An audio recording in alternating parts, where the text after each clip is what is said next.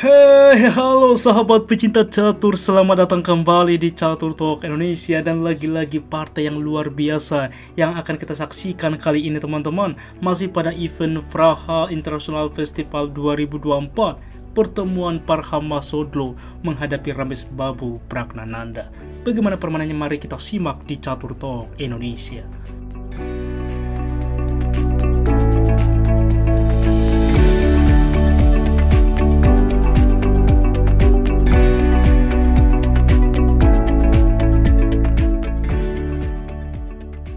Baiklah teman-teman, di sini Parham Masodlo putih memulangkah dengan pion ke D4, dibalas oleh Pragnananda kuda ke F6, gajah ke F4 mengarah kepada variasi London System ke depan, lalu D5, pion ke E3 dan gajah ke F5 saat ini, lalu ke depan baru mengaktifkan juga pion, variasi terlihat simetris, mengaktifkan juga gajah.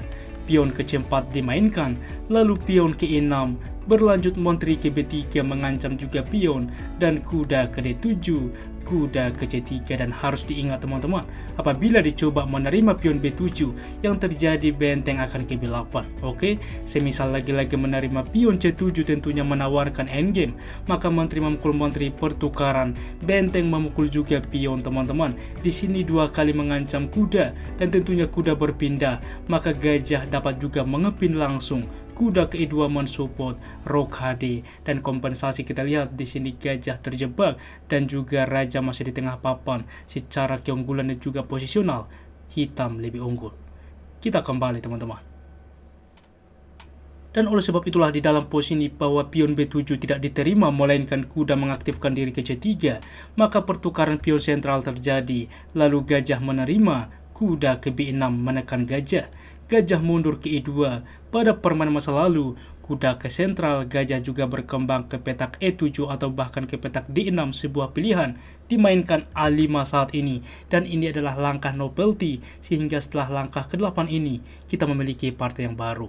Bagaimana Parham Masodlo merespon? A3 ia mainkan, tentunya juga mencegah gajah ke depan. Oke, maka pion ke C6 mengaktifkan juga ke sentral, gajah ke G5 mengepin kuda, gajah ke E7, dan F3 saat ini lagi-lagi mendukung ke depan pion ke sentral.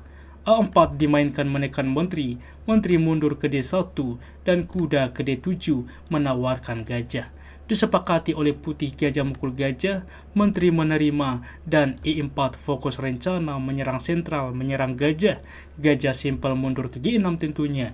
Kuda ke H3 mereposisi diri ke petak yang lebih aktif, roka di pengamanan, dan begitu pun dengan putih. Pion ke F6 dilanjutkan, di mana juga ke depan rencana dari putih menekan gajah, sehingga gajah sudah dibuka ruang di petak F7. Pion ke F4 berlanjut, lagi-lagi juga menguasai sentral, E5 mendobrak, dan pertukaran terjadi, lalu F5 advance menekan gajah. Gajah ke F7, lalu menteri ke E1, mereposisi diri ke depan ke petak G3, mengancam secara tidak langsung, mengancam ke raja hitam. Kuda ke C5 dimainkan, di mana juga menekan di sini pion, untuk juga mengikat kuda apabila kuda berpindah, pion ini akan tumbang, sehingga menteri ke G3 fokus rencana. Gajah ke C4 menawarkan, benteng ke E1, lalu benteng ke D8. Dilanjutkan kuda ke F2, mereposisi diri ke depan, bisa kita bayangkan ke petak G4, mensupport juga pion melaju, maka gajah juga mukul gajah, pertukaran kuda ke C4, dan kuda ke G4 fokus rencana. Yang jadi pertanyaan, bagaimana melanjutkan raja ke H8 teman-teman? Karena seperti ini, bagaimana jika dicoba semisal B5 langkah slow misalkan, di mana menghiraukan ancaman sebelumnya, maka F6 bisa terjadi teman-teman. Pertukaran terjadi, kita lihat tidak langsung kuda menerima walaupun di sini open skak, tetapi kuda menerima pion E5 open skak, di mana mengancam ke depan pion C6 memforking teman-teman. Di mana menteri menutup, maka menteri memukul menteri, pertukaran kuda memukul pion, benteng ke C8, kuda juga langsung mengancam pion ke depan, dan di sini pun keunggulan bagi putih. Dan oleh sebab itulah langsung dihindarkan juga, raja menghindar tentunya ke petak H8, maka di sini benteng ke F3. Dilanjutkan benteng ke D4 juga menekan pion ke depan. H3 saat ini membuka juga di masa depan ruang bagi raja. Pion ke B5 dimainkan. Dan bagaimana putih melanjutkan? Ia fokus rencana langkah menarik mengorbankan pion F6. Pion memukul pion. Di sini benteng ke F2 menekan pion. Kuda ke D7 dimainkan mensupport juga pion kuda ke H6 saat ini. Kuda ke D2 mengancam benteng, benteng ke E3, lalu menteri ke E6, berlanjut menteri ke H4, juga ke depan kita lihat secara tidak langsung lagi-lagi mengancam juga raja. Dan Pragnananda melanjutkan kuda ke C5, langkah juga kuda mundur sebuah pilihan, di sini benteng juga langsung ke F5. Pion ke B4 dimainkan mengancam kuda, pertukaran terjadi pion menerima pion, benteng menerima, dan langkah yang cukup menarik menteri ke G4 teman-teman. Karena seperti ini, salah satu memang opsi ialah dengan benteng ke F2. Mengapa demikian mengancam kuda setelah kuda berpindah? Masalahnya benteng dapat ke G3 teman-teman. Di sini C5 misalkan, benteng bisa saat ini menerima pion. Inilah trik yang bisa dilakukan. Pertukaran terjadi, membuka akses menteri saat ini juga memukul benteng skak, karena apabila diterima defleksi juga sehingga tidak lagi mengontrol peta penting G8, benteng ke G8 adalah skakmat.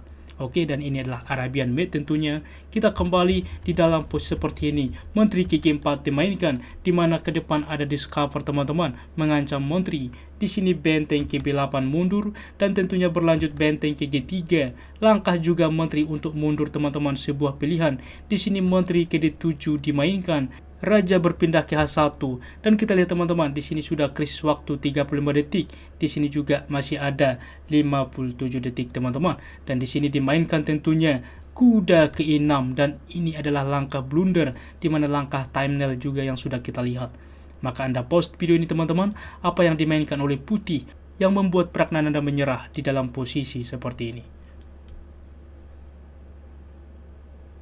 Bagaimana teman-teman?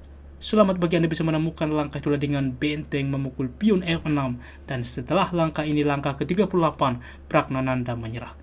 Dan apa yang harusnya dimainkan untuk tetap sebanding, yaitu dengan kuda ke C4. Apabila benteng saat ini menerima, tidak mungkin lagi karena menteri memukul menteri. Benteng memukul benteng skak, ada pertukaran. Benteng saat ini juga langsung memukul menteri. Di sini kuda juga langsung memukul ke depan juga pion, supaya ke depan di sini tidak ada lagi teman-teman karena masih ada benteng, dan pion ke depan akan siap promosi. Keunggulan pun bagi hitam.